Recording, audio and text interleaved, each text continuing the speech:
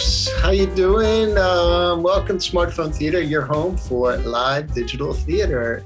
Our fourth poetry night, Summer Passions. We have a great lineup for you guys tonight. It's been a while. Summer solstice is this Sunday. First day of summer is this Sunday. So the Smartphone Theater poets, they and I decided that we would make this based around the changing of the seasons, and that's what we're going to do. Every poetry night is going to revolve around the changing of the seasons. So our next one will be in the fall. Since this one is our spring summer, we made it Summer Passion. So most of the pieces that you hear tonight are going to revolve around summer passions, passion, something. You guys be the judge. Immediately following, we're going to do a talk back for as long as we're very casual. So if you have questions, we're here to answer. If you want to say hi to the poets, if you have anything else that you want to comment about, please stick around. That goes for our YouTube audience as well. So stick around and we'll do our best to ask. Speaking of which, our smartphone theater room has just increased in size. So before we've had many a night that has sold out and defaulted over to YouTube. So now our room has moved to 500. So we have now a nice big 500 person room. So there may be, these big productions that are going to bring in that size of a house. And I just want you guys to know that for you that felt bad, you got moved over to YouTube, we now have a much bigger house. We have now a much bigger capacity. So you won't be left off. All right, that said, and I've said quite enough for one evening. Let me introduce our poets to you. First off, we have Poetri. Come on in, Poetri. There we go. Hannah Logan. Awesome. Buffy Shutt. Hi, Buffy. Shirley Sniderman. Hi, Shirley. Oh, we lost you again. Come on back. Come back, Shirley. There we go. Joseph Walsh. Hello, Joseph. Smokey Miles. All the way from Long Island, Smokey Miles. Elaine Madsen. Elaine, turn on your video. Where are you, Elaine? Elaine, I know you're out there. Elaine. There's your entrance. I know you would like to make an entrance. Hello, Elaine. Michael Cavanaugh. Hello, Michael. Devon O'Brien. And Kevin Kelly. Fantastic. All right. Everybody stay where you are. I am actually going to turn off my video, and we're going to start with poetry. So let me press a button here. Poetry, unmute yourself. And I am unmuted. It is all yours. All right. It's a passion of mine, and that is poetry is a passion of mine. So this poem is about, it said, should have wrote it last night. I woke up one morning looking for my poem. Should have written it last night. But I was sleepy, you know how that goes. And plus I figured I'd just jot it down the next day. But when I woke up 12 hours later, this poem that I stuck in my head had disappeared. Now understand, I wasn't worried at first. I mean, I didn't cry to the heavens, where art thou, poetry? After all, how far could my poem have gone? It's got to be around here somewhere. I ran to the mirror to make sure I wasn't tripping. I just had to check and see if my poem was still in me. Don't get it twisted. My name is Poetri. The mirror just shook its head and said, should have wrote it last night. After I racked my brain, making sure that it wasn't stuck in my head somewhere, wrapped around in a thought somewhere, I tore the house up and down, hoping to find it deep in my jeans pocket from yesterday. Sometimes it likes to hang around with the change. My poetry is always looking to revolutionize, so I look for it in my daughter's eyes. I searched the dreams of my other baby girl and carefully explored in my wife's ambition. But my poem still came up missing. Dang it. Should have wrote it last night. Then I prayed, but I found it in a prayer. Yeah, that's it. Because that's where a lot of my poems be. Born from my sins, often begging for forgiveness. My poems usually start off with Yahuwah and end with redemption. Yeah, let me check my prayers. Yeah, I'm sure if I look carefully, that's where my poem will be. But my prayers answered me quickly. Should have wrote it last night, they said. A poem has left me before, but it always comes back. Every day I used to go to the bank. You'd come home smelling like ink and paper. I didn't mind and let my words stay with interest and let them play with stocks and bonds and other cash flow. I can run out of money, never run out of my poems though. But now I was getting worried. It was getting late and the banks had closed and still no sight. I called the police station, but they said, should have wrote it last night. A poem loves to be around comedy, disguising itself as humor. Ever since it was a kid, it would play this game using laughter to hide its pain. So insecure and so unsure. It could be out in the streets alone. Maybe it got exposed for what it really is, a cry for help and a desire to be heard and held. So like any concerned parent, I was getting worried. What if my poem ran off and got killed somewhere? What if it was walking down the street and got poem napped by some deranged poet who would molest it and show it off as if it was his, keeping it hidden in broad daylight? If only I had written it last night. Yeah, I have mercy. I should have written it last night. So if you see my words lying around on the sidewalk, begging for some kind of change, don't just walk by. Stop and say hi. That's my heart. That's my life. That's my poem. The one I should have wrote last night. Thank you.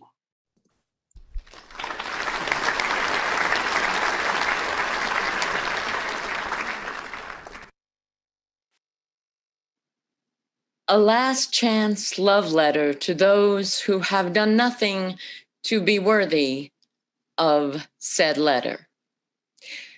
Dear heartless fuckers, dearest ones who destroy, maim, crush, ravage, erase, and vaporize without consequence, without regard, with no thought of a woman's dignity, nor interest in an ebony child's dreams, never looking down the well of sorrow in which bodies of immigrant babies are tossed, where the bones of no longer useful to you old people lie, where the spirits of indigenous people whisper their ancestors' names, where the hope of the poor gasps for breath, where the naive who believe you have fallen, shot in the back by your lies, where all of them lie covered in the leftover wood chips from the mighty centuries-old trees chopped down to build your heaven-high castles.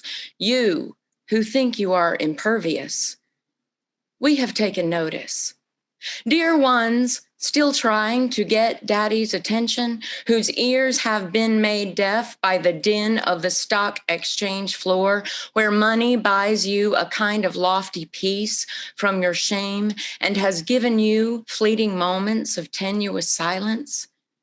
We hear you when you loudly smack the bottoms of young women whose throat chakras close out of fear of retribution, allowing you to open yet another account on a foreign shore to close yet another shady deal.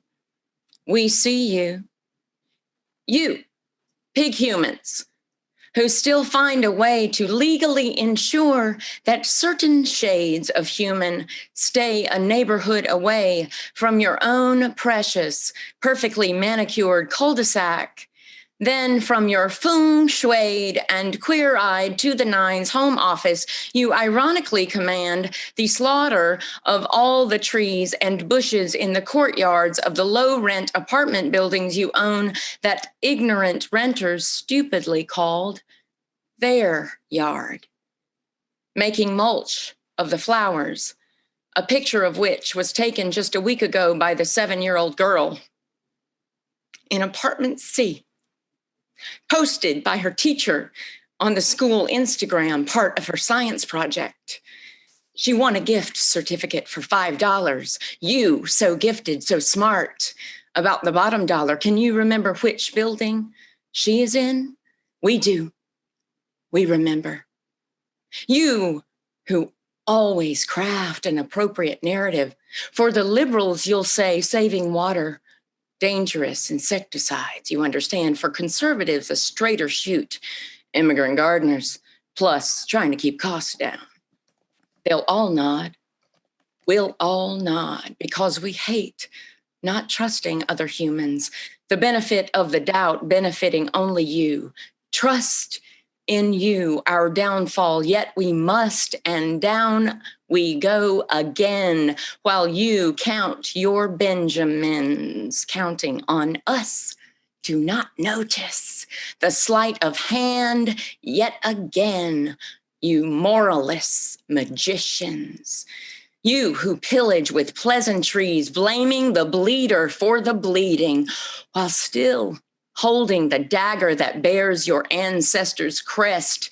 You who mid-rape whisper, sorry, I meant to call first. We smell you, your breath, your comings and goings, no longer oblivious to your doings, what was done to them, to us, what you do, even that you cannot see, you do to yourselves. We see a cry for help too. If you'd only but notice, there'd be miracles if you'd be willing to hear your own lies, see the wreckage, whom you've been, smell the carnage left by your sins, by your egos unattended. Dear brother, dear father, dear long-lost friend, may we help you remember the beginnings of you. Start the mending of broken hearts, broken promises, broken unseeing glasses, and at long last, see your broken-souled, prodigal fuckwit come home. Stop lying about who you are, about what's important, about what is true. For dear lost ones, dear mad baby kings, we're all done with your antics and with you. Because whether your eyes open, whether or not you take heed, whether you hear the bell tolling and listen, know this, it does toll for thee. Thank you.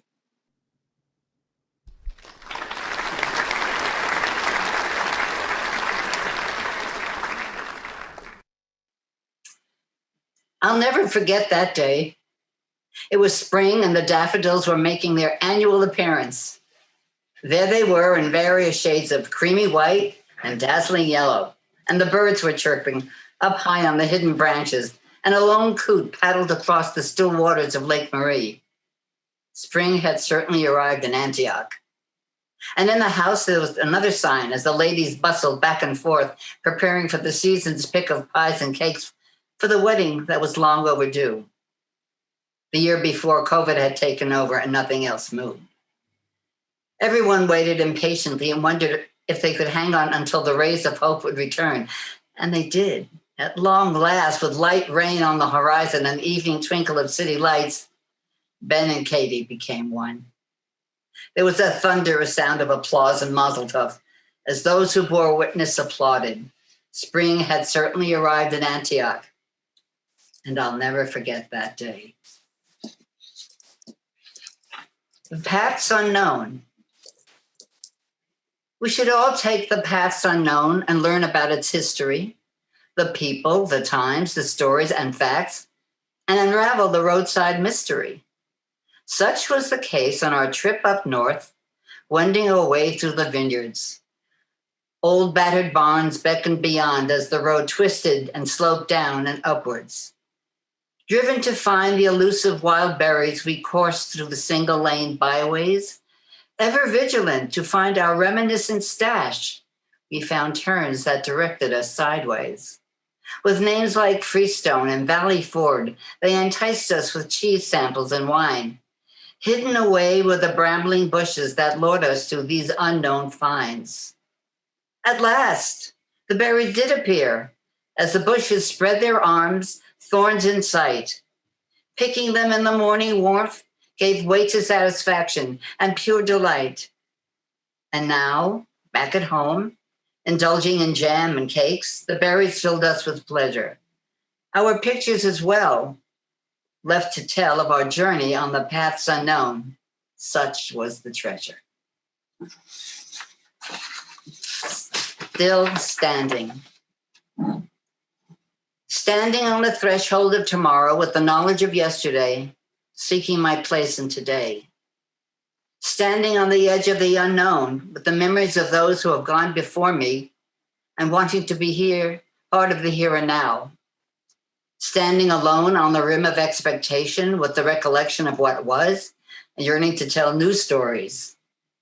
Standing and crying with joy for what is to come and laughing at the foolishness of my youth.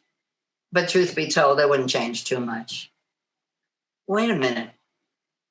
Standing with outrage at the carnage of wars, I recall the horrors of other generations, only to witness it again and again. Standing with trepidation of the evil man can and will do, for I have lived knowing the fear and anguish of the past. Is it too much to want peace and civility now? Standing with the fear that we won't learn, as we see history repeat and repeat itself. Can we even think about change?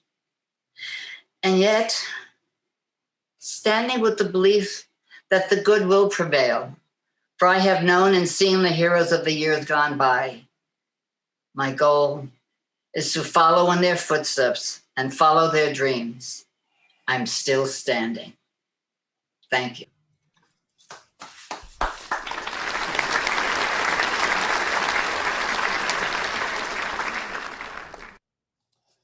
The river. I'm tired. I want to float on a river if it were moving slowly and sliding like oily glass, the quiet grass rhyming in the wind and swaying in prayerful rhythm.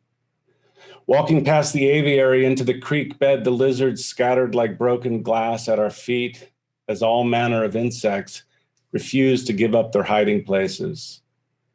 We knew the eyes were upon us and would shine in the falling light, and there would be no sense of memory because everything would be new.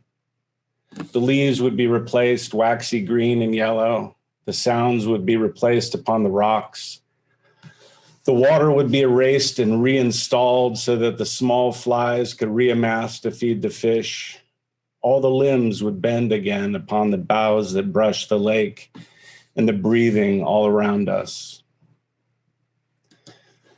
In the Luxembourg Gardens, leaves shift like sequins, their shadows on the raked path, here where the past is not past. The boys fake and fake again, oblivious of what came before, what's to come. Only the ball and the game and the river moving in the distance. Memorial Park. I remember mittens and ice, sitting in the curve of the great sled in my sister's lap. How steep that ride. It was the day of the secret door in the wall of books. You were afraid, my friend, but I was brave for you as the door closed with the wave of a wand and the stories began.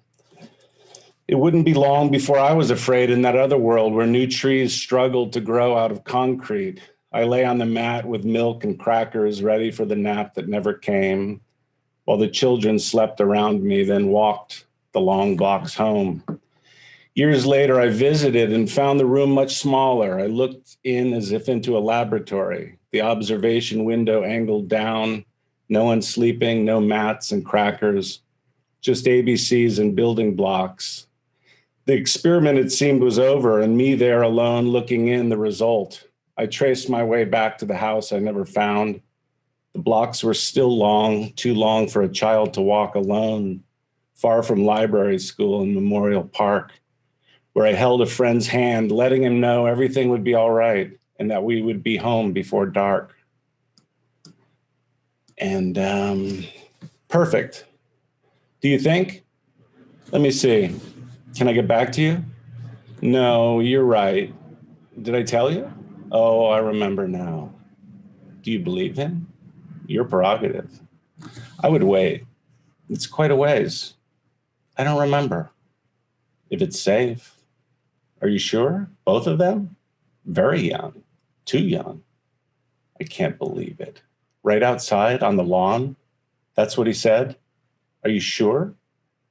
I would. No. What? If you want, and you're sure. Okay, I will. So that's it? Of course. Of course. Of course. Okay. Okay. Okay. Okay, yes, it's settled. Perfect. Thank you.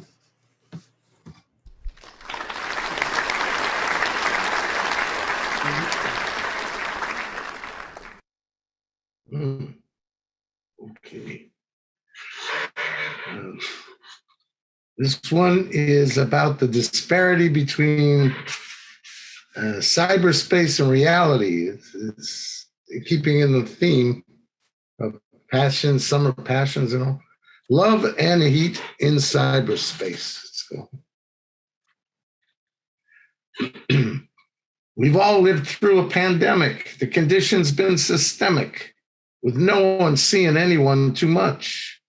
Isolated in our homes with nothing but cell phones and computers, iPads, you yourself, and such. So you land upon a Zoom, a YouTube, or a private room, and you see somebody that you like a lot. Just an image on a screen, but you know just what I mean. That individual gets you all bothered and hot. It takes a bit of learning to realize all your yearning would not at all meet your physical needs.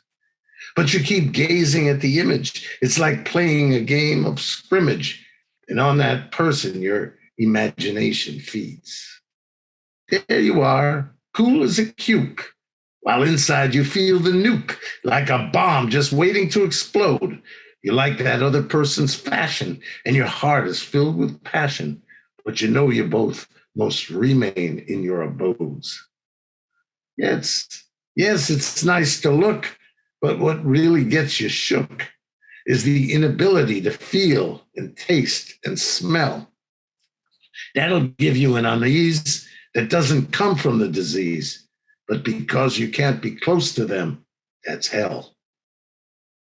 You want to hold them in your arms and experience their charms, kiss lips and explore their swerves and curves. Digital is okay, but it won't get you off the way you know deep down each one of us deserves. You keep thinking this will end, and your computer friend will be converted into a real and substantial lover. You'll be doing what lovers do and get it all right back to you. There's so much more to it than just what the screen's uncovered. Oh, baby, can't you see? I still want your nudity. I still want to have you unfiltered and really real. We're both humans, don't you know? It's nice what cyberspace will show, but a body needs a body it can feel. Yes, you got me hot, hotter than a lot. Maybe, baby, you even know who you are. To see you in the flesh and see if we would mesh, I'd come to you, though I'd have to come from afar. Can you feel it in your face, coming right through cyberspace? With the heat red like a beet, your skin is flushing. If you gaze in the looking glass, you'll understand what just has passed. And you'll moan, oh my God, I'm really blushing. But when we shall meet and feel the steaming heat that seems to exist with only those cyber clues, I think it could be great if you and I would mate, and we'll look back to that time as though we've paid our dues. Thank you too much.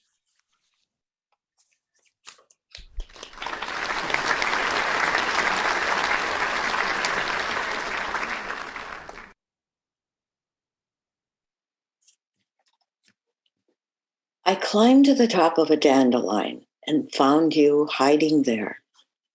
We lolled all over the golden fluff and came down to find people stare.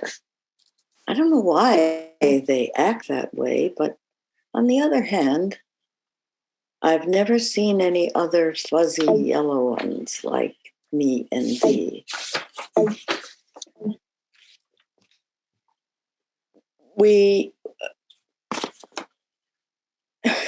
We saw at the exact same moment how the sea turtle minds its own oval seams in the dreams of the sea teller's song. But at the aquarium, the sea turtle circles, gone slightly mad, but slyly amused at being served and now being safe from man. This is a monologue for two. I know and love a part of you, the part of you that's poet. I fear the part I cannot see, veiled with something dark. Is it a scrim that you designed to foster an illusion? Or curtain drawn to the center, awaiting an overture's cue? Can the scrim be taken out? Will there be a curtain call? Will there be a review? We'll know by the early edition. Can't we decide for ourselves? We could query the composer, the producers, and the writers. We could question the director and interrogate the crew. But it's we who are composer, director, and the cue. It's we who are producers and the writers. We're an audience of two. Who the hell writes the review? Maybe it's still rehearsing. Has it closed? Is it being held over? Where is the early edition? I don't think Variety covers these things. When going on beyond all reason, you will need your boots, and you must hold your hand. Yes, your own hand, the one with the Buddha's eye. This is called deconstruction. The boundaries imposed by convention have porous and seedy edges where we are tested when we push against them on attempting deconstruction. Whether you tap dance, slash and burn, burrow beneath, or leap out on faith, you will only remain unscathed if you stay where you are and tear pieces from your soul to feed convention's rules. Thank you.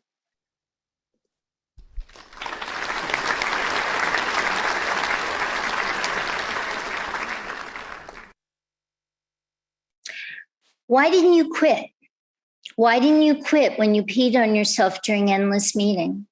It was only a few drops, and I had put on a maxi pad. Why didn't you quit when you had to put on a wetsuit for that meeting on a raft in the ocean? I thought he was kidding. I liked him. Why didn't you quit when the movie star snarked the poster looked like a blowjob? I was embarrassed. I considered an answer. I knew cocaine was afoot. No help was coming.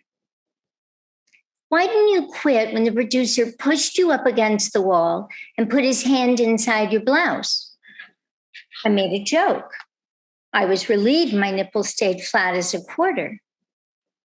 Why didn't you quit when your boss asked you, want to know how I get hard? I was in a business suit, navy blue. I sat still as a stone. Why didn't you quit when he hummed out his answer? I look at my checkbook. I wanted to quit, but I wanted more to show them, prove I could walk barefoot over hot coals, stand on my head, endure it in a pretty silence.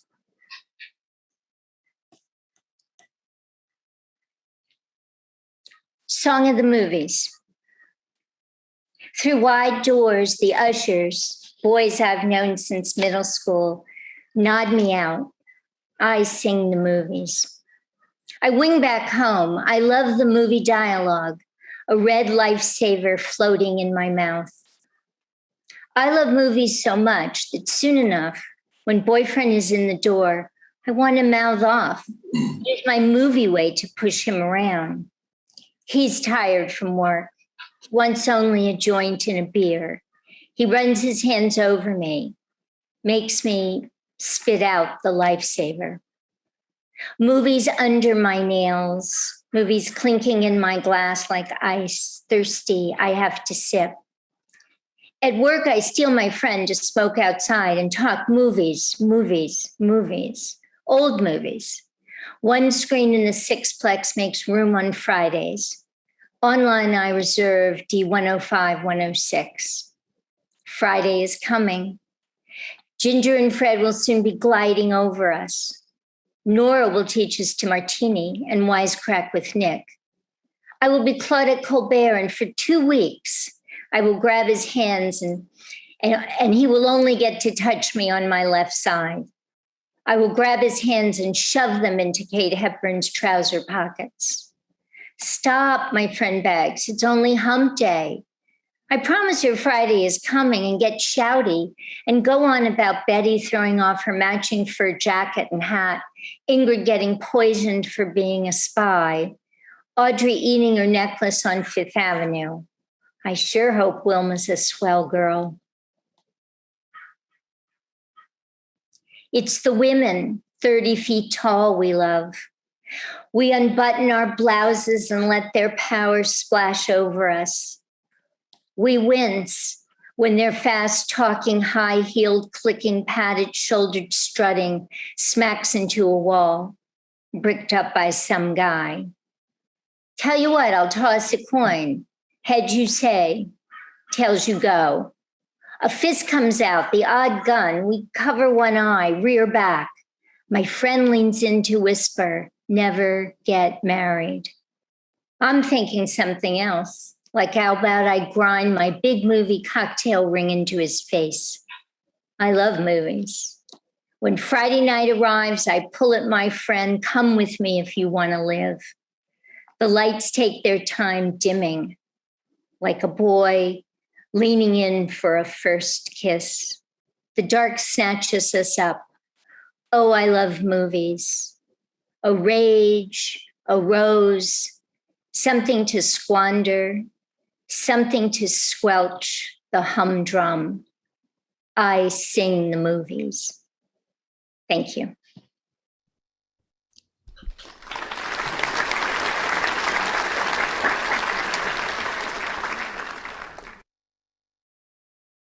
Hello, my name is Michael Cavanaugh. The piece I'm going to read is called Passion versus Precedent. I took her in my arms one last time, pressing her lips up against mine. I wanted the smell of her breath and the taste of her mouth, fresh in my mind as I headed south. I held her tight, her soft against me, wondering if I would ever be free from lying awake all alone at night, seeing her face, such a beautiful sight. Seeing her face, what a beautiful sight. Okay, all right, I know, I admit, I confess, perhaps a little naughty, misguided deed indeed, perhaps plagiarism, plagiaristicality. I know those lines. I wrote those lines. I spoke those lines, and yes, even sang them too. They were, way back then, and still are now, the lines of a love story, the lines of a very lovely love story, even if I say so myself. But the question arises, and one theorizes, are the lines still valid? Can they still be used? Or by using them again, is the copyright abused? And will people look askance, and will I be accused? I mean, I am the author. I wrote them all down. But if using them again, will everybody frown?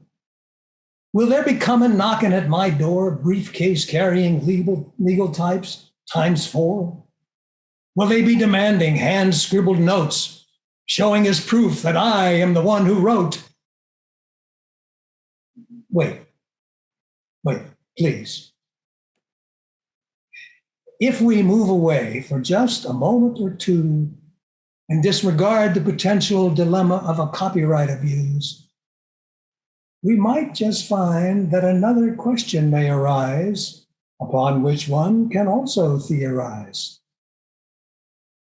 Do the lines, lying awake all alone at night, seeing that face, such a beautiful sight, do those lines mean, do they imply as one lies there looking up at the sky, that there is heat to be had and passion for which one will be glad? Lying awake all alone at night, seeing that face, such a beautiful sight. Whosever that beautiful face may be, is it the one that you want to see, no matter if it's a he or a she? Is it the one who helps set you free? Is it the one when you awake in the morn, you remember with glee the him or her that blew your horn? Is it the one that, never mind. I'll let it go at that. But if any of that rings a bell at all and makes your heart race, well, then them legal types, they got no case. Plagiarism, plagiaristicality.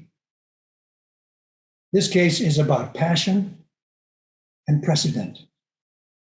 And in my book, passion kicks butt. So in this case, I can do whatever I want, even if it makes the legal types frown, because I am the one who wrote it all down. Now, one more time in my calm, quiet way, let me take you on that journey again, and I'll simply say, I took her in my arms one last time, pressing her lips up against mine. I wanted the smell of her breath and the taste of her mouth, fresh in my mind as I headed south. I held her tight, her soft against me, wondering if I would ever be free from lying awake all alone at night, seeing her face, such a beautiful sight. Seeing her face, what a beautiful sight. Thank you.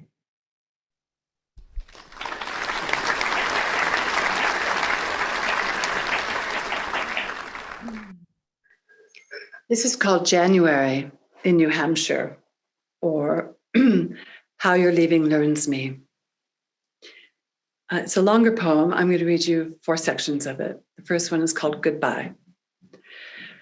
The gigantic bus idles, snorting smoke. You stand on the edge of the curb, mittened, capped in fur, and circled in a scarf and emanate cheer. Your booted legs step and stomp like a filly in her pen, like you are practicing the cha-cha, like you would shoo away and never mind the complete and complicit cold of January in New Hampshire.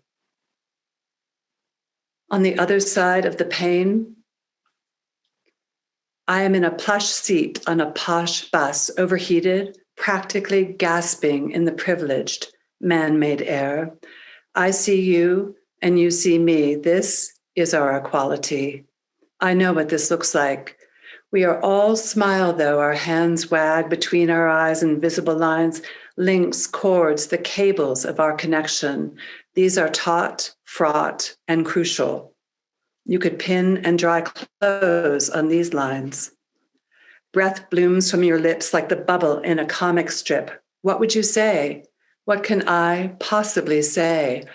Our mouths speak only grins like women underwater.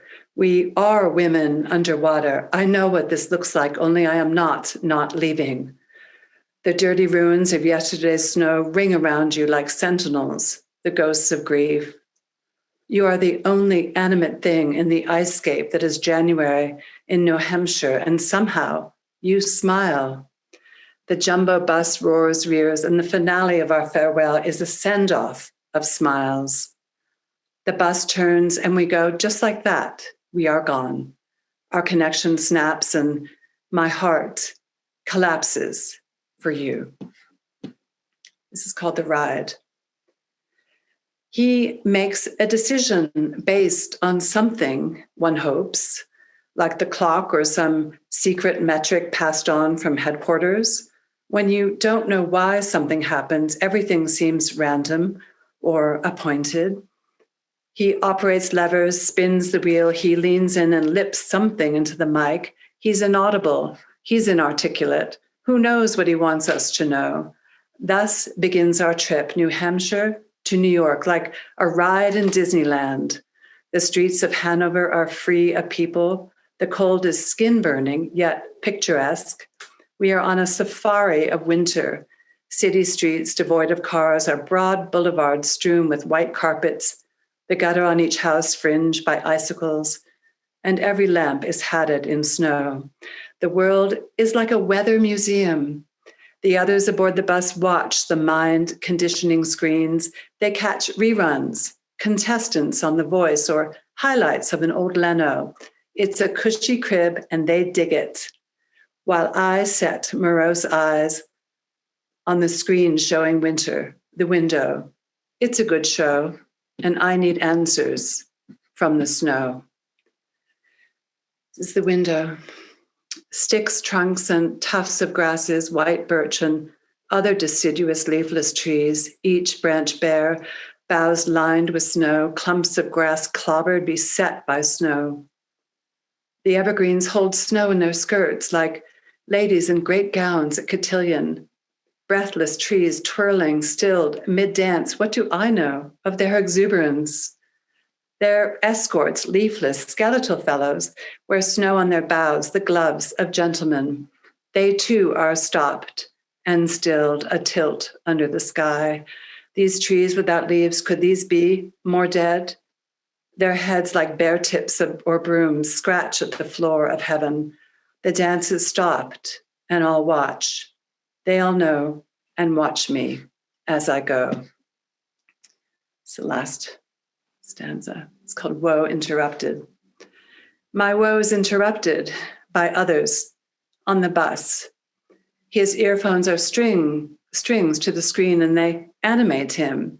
Head nodding, eyes smiling. He sighs with it, breathes with it. He shakes. I hear his laughing, only I don't get the joke. Another talks loudly to someone who is not here. He's on his cell phone enjoying a conversation. I act all irritated like the man or like the ma'am I suppose that I am. A turn of my head should be enough said. He sees it, he gets it, he grooves it, grins. He gives me a wink, continues his sin. His cadences mingle and mangle. They magnetize mine, tangling my feet. They muss, muddle, and befuddle my rhyme. Doesn't he know?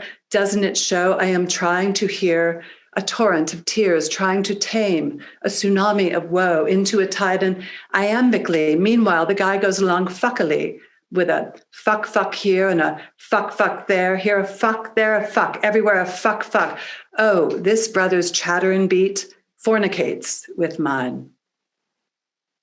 Thank you.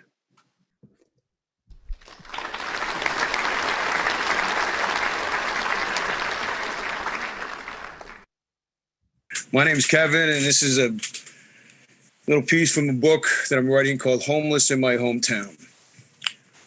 I kept drinking, even though it stopped working. I couldn't get loaded. I couldn't stop the pain. A brother in heaven yells down to his brother in hell that heaven is an overrated bore and that all he does is float around on a cloud, eternally grateful. And he yells down with a bottle of whiskey in one hand and a hot babe in the other. The brother in hell looks up to his brother. He goes, I'm down here with the bottle in one hand and a babe in the other, and there's no hole in the bottle. That's hell. No hole in the bottle, no hole in the babe. Before I was released from the hospital, I asked the psychiatrist a question. Doc, I said, can I still drink? He paused and said to me, sure, you can have a drink every now and then. The drink didn't get my gift. I was asking him if I could go back to live the rest of my life with the most devoted and wondrous of dream lovers, the one that quenched my from the first time to the last. And again, and never left my side. I got up and I shuffled back over to the window, looking out to observe the light. All the great painters in history caught the light in the time of day. I saw the birch tree in the backyard in front of the woods that hid the fields, that became the power lines when more houses were being built for more people. I climbed that tree as a kid and I could see those fields. Now I couldn't even climb that tree. All I could do is lay here in front of it. I remember the dog being with me at the foot of this tree in the grass. I remember petting him with tears in my eyes as I talked to him about things I could not talk about with my father. I heard footsteps coming down the stairs, crossing over to the door leading outside, opening the back door, going outside, spitting, coming in, closing the door, coming around the bar, turning on the bathroom light to see me looking up at him like a wounded animal, an imposing figure. He was bigger than life. He always appeared to me this way. You have to get out. To get out from behind there, Sean. Come on, get out from behind the bar. I got up. I walked to the window again.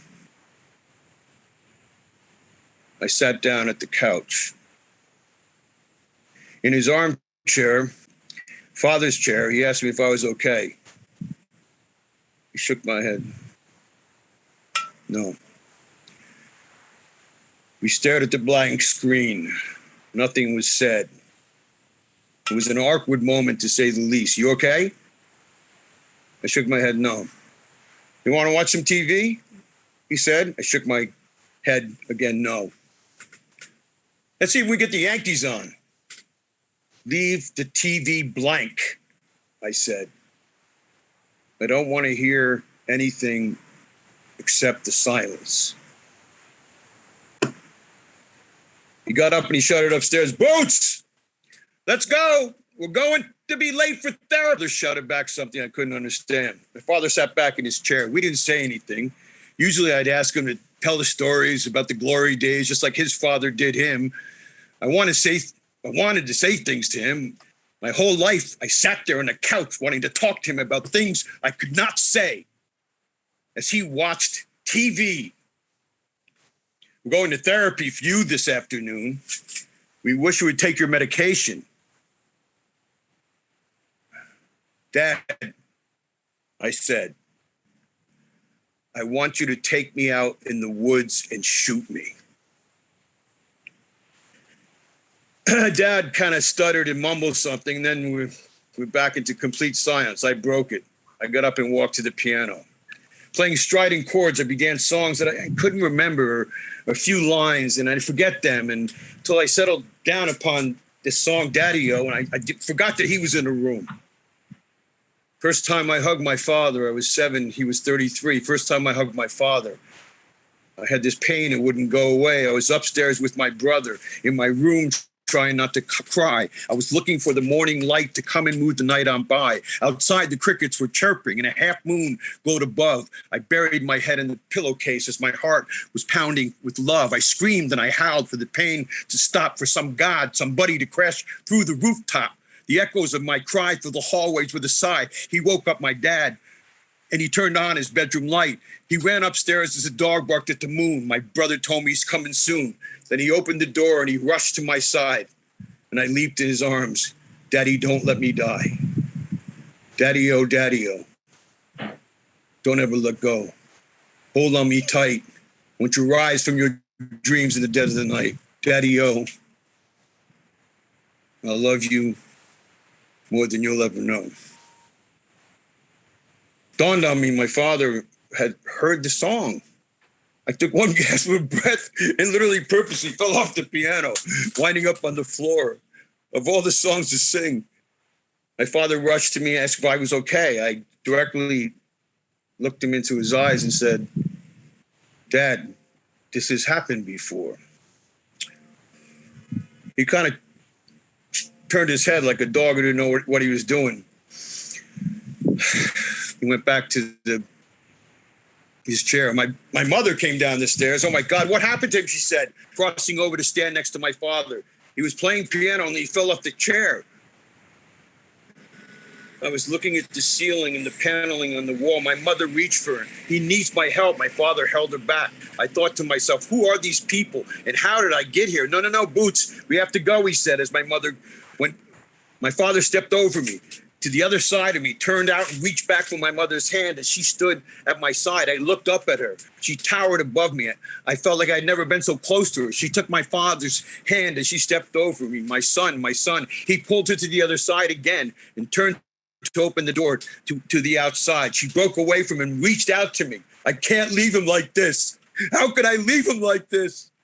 My father held her back and she began to weep. I looked at them together, holding each other. Again, I said, Mom, Dad, this has happened before. He led her away out the door. I heard bits and pieces of what they were saying, but I heard their feet pushing off the stones in the driveway, car doors opening, slamming, car starting, moving in reverse gear, tires rolling back on the stones. And soon they were off to therapy. As I lay there, thinking.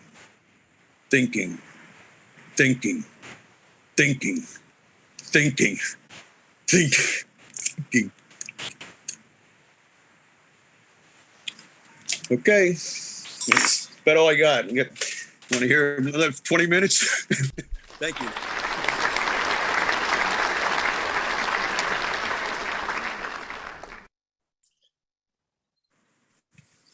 Okay, everybody. There we go. Thank you, guys. It was a great evening. We're going to open it up to the house. If anybody has any questions, you could raise your hand. If you want to say hello, we would love to just say hi to you guys. You could put a question in the Q&A. Susan Shutt, I have a feeling there is a relationship here. Susan, just unmute yourself and you're on. There is definitely a relationship. Buffy is my little sister. And I'm very proud of her. And I was so happy to hear all of you. Your poems were all great. They talked about very relevant subjects that we really need to deal with, especially as we get older. I say congratulations to all of you. And Buffy, you were the best. I love you. Thank you, Susan. Thank you all very much. Buffy, do you want to say anything? Oh, you're muted, Buffy. Thanks, Gogo. Always been my biggest booster my whole life. You got it. All right. Thanks, Susan. Thank you. All right. If anybody else wants to share, wants to comment, you can Q&A. Oh, wait, I have a Q&A something. This is from Alan Blumenfeld. Hey, Alan, how are you doing? Buffy, did Harvey Weinstein think you were talking about him and fuck with your computer? No, it wasn't Harvey. There's just so many. And made up ones even. Oh my God. Actually, Catherine James is what Alan says. Question Catherine, mark. yes. Oh my gosh. Anybody else? Anybody want to comment for any of our poets? I want to say, guys, I'm always so moved by how personal the pieces get. Which is really, it just completely blows me away. Outside of the artistry, just the openness and the rawness is really brilliant. So thank you, guys.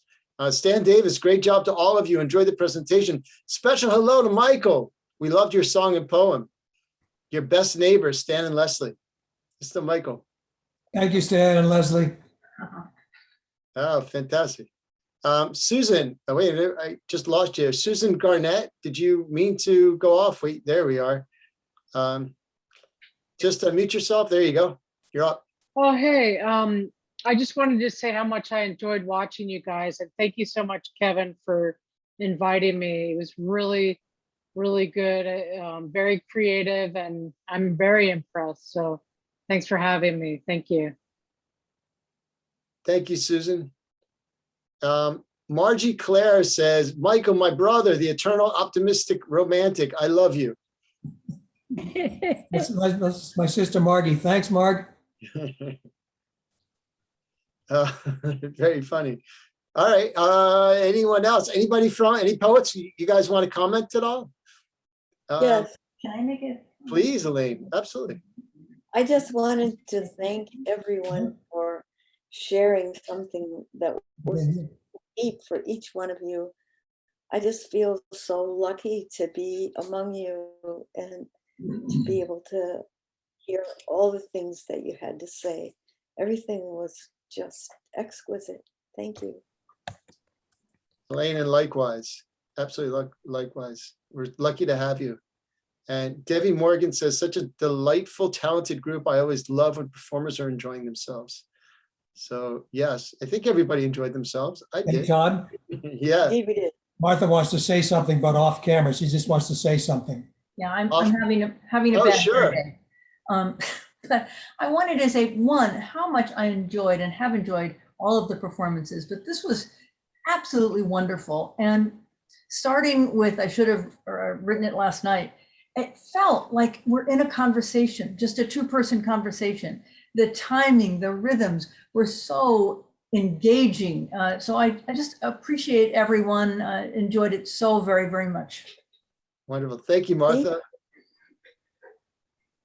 Thank you. And Bruce Robinson says, our wonderful playwright, Bruce Robinson, wonderful work by all, emotional and engaging. Love you, Buffy. I'm a fan. And of course, love that Devon. Bravo. Fan base. Wonderful. We'll go for a couple minutes more if anybody has any thoughts. Otherwise, we'll run off and go to dinner. We can literally go out to dinner now. So how about that? Yeah. I'd love to say something. I want to say that like other people have said, it's really wonderful to be in this Zoom box. So Todd, thank you. Oh, my pleasure. Thank you again, as always, for creating this haven in the blanking pandemic, a safe place for all of us to be together and to create and to support one another. And it's funny, I think this is like our fourth time. I know Poetri had to jump off, he might jump back on, but like, I feel like we're all meshing together, like, you know, like 9 different flavors of Baskin Robbins, and we're all just one delicious scoop. So it's been really fun. I want to listen to you all. I agree completely. I agree. I mean, it's really, you know, we have the Smartphone Theater Poets. You got it. It's really a wonderful company. And Devon, you weren't here at our rehearsal the other day, but you know, eventually, hopefully sooner rather than later, be able to get everybody on a stage, a live stage, and actually do a performance somewhere. We'll make it work. We'll certainly make it work. But that would be fantastic. I'd like to thank Todd for your patience. Oh, sure. Because I seem not to be able to get it through my head for a while about what mute and unmute was, looking at the buttons and everything. Said it had to tell me about 7 times. Oh, believe me, you're. Thank you so much. Elaine, you are easy. Believe me, no problem at all. Really wonderful. Thank you all. It's been wonderful. I look forward to the next time we get together. Have a happy outgoing summer, and hopefully we'll be all well in the fall. Yes. So our next one will be right around fall, if not sooner. But everybody will get a note. And again, our audience is here and all over the world. We do have a really cool interview coming up that will be revealed shortly. So it's hey, what about July 4th? What about July 4th? That's a couple weeks away. We can write our patriotic red, white, and blue. You never know. You never know. You never know, Kev. We'll be in touch. All right, guys. I'm gonna say so long to our audience. I'm gonna say so long to you guys. Thank you. It was a wonderful, wonderful night. And now you guys can go out to dinner and have fun. And I hope to see all of you in person very soon. Thank you, Todd. Thanks, Todd. Thanks to all of you. Thank you all very, very much. Much appreciated. Todd, thanks for your help, technically speaking. Todd, you're the best. I'm sorry about the glitch. No, you're beautiful. You are beautiful. Thank Wonderful. Everything was wonderful. All right. All right. Bye, everybody. Bye. Abiento. Bye, everybody. Abiento. They Okay. say in Ethiopia, Abyssinia. Yeah, exactly. Bye-bye.